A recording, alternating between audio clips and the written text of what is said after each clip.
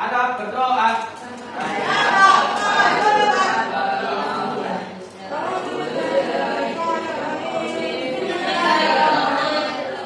Ustazah akan cek kehadiran terlebih dahulu. Siapa yang tidak hadir ini? Masih semua? Nihil. Oke, alhamdulillah. Ya berarti hadir semuanya. Masih semangat? Masih. Coba Ustazah cek dulu konsentrasinya sebelum kita mulai. Ustazah cek. Yuk, kita coba. Tepuk 1, tepuk 2, tepuk 3. Bagaimana, sudah siap pembelajaran hari ini? Sudah. Oke, sebelum kita memulai pembelajaran, seperti biasanya, ya, Ustazah akan menyampaikan beberapa aturan untuk pembelajaran hari ini. Ya, yang pertama, kalau misalkan Ustazah lagi menjelaskan materi, apa yang harus kalian lakukan? Diam. Kemudian konsentrasi, ya, memperhatikan. Kemudian selain itu, ya, kalau misalkan kalian ingin menjawab pertanyaan atau ingin bertanya, tolong acungkan tangannya terlebih dahulu. Sudah membawa bukunya hari ini? Sudah.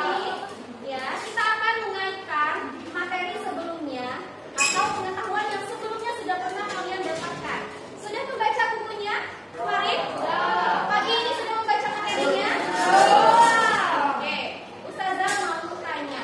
Ya, materi hari ini akan berkaitan dengan yang kemarin atau yang sebelumnya. Ya, bab yang kita bahas masih sama, yaitu interaksi antar makhluk di ekosistem. Terdapat berapa komponen? Dua. Oke, siapa yang mau menjawab? Biotik dan abiotik. Oke, ada dua komponen, ya. Ada komponen abiotik dan komponen biotik. Baik. Tadi sudah disebutkan ada dua komponen pada ekosistem, ada biotik dan abiotik. Coba di sini siapa yang bisa menyebutkan contoh komponen biotik? Silakan angkat tangannya. Komponen biotik terdiri atas makhluk hidup seperti manusia, hewan, tumbuhan, dan biasa. Komponen abiotik terdiri atas benda-benda tidak hidup, di antaranya air, tanah, udara, dan cahaya. Tadi kalian sudah menyampaikan contoh komponen-komponen abiotik, biotik yang terdapat pada ekosistem. Nah, bagaimana jika dalam suatu rantai makanan, ya, apabila satu populasi dalam rantai makanan tersebut meningkat atau menurun, apakah akan berpengaruh pada rantai makanan tersebut? Sangat berpengaruh. Ya, jadi hari ini kita akan lanjut materinya. Di sini ada soal pretest. Ya, siapa yang sudah membawa handphonenya hari ini? Saya.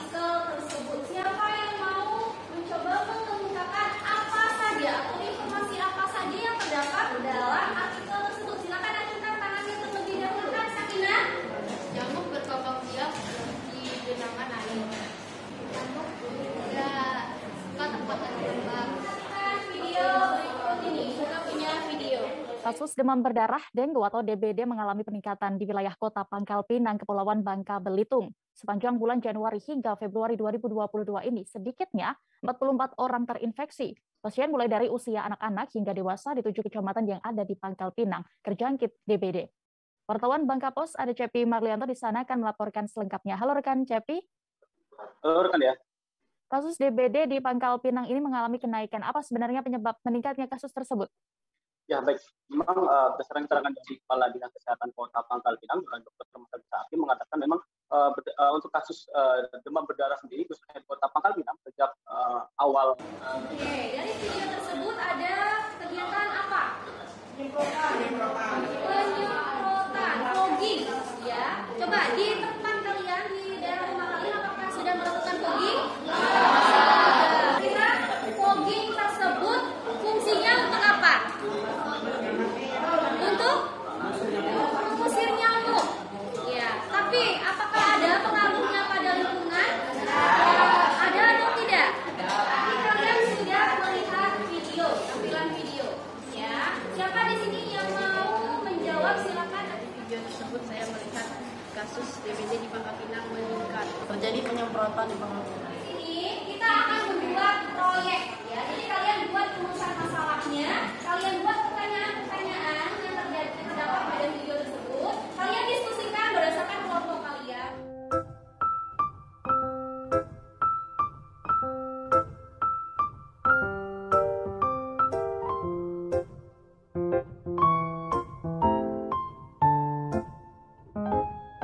Selesai menulis pertanyaannya? Sudah. Nah, sekarang kita akan membacakan pertanyaan, ya. Jadi setiap kelompok saya minta untuk membacakan pertanyaan yang dituliskannya. Oke. Siapa dulu yang mulai duluan? Pertanyaan dari kelompok kami adalah bagaimana cara pemanfaatan bahan alami sebagai upaya mengurangi jumlah nyamuk di lingkungan rumah. Dari kelompok kami adalah bagaimana cara mengurangi populasi nyamuk. Ini kan kalian sudah membacakan pertanyaan dari setiap kelompok. Kira-kira yang bisa kita gunakan untuk proyek kali ini itu yang mana? Berarti rumusan masalahnya pemanfaatan bahan alami untuk upaya mengurangi jumlah atau populasi nyamuk di rumah. Berarti apa yang harus kita lakukan solusinya? Iya, dengan cara menggiling aromaterapi dari apa? Oke, nah sekarang saya berikan kalian waktu untuk membuat rancangan proyek kalian. Silakan gunakan kertas yang sudah disediakan di atas.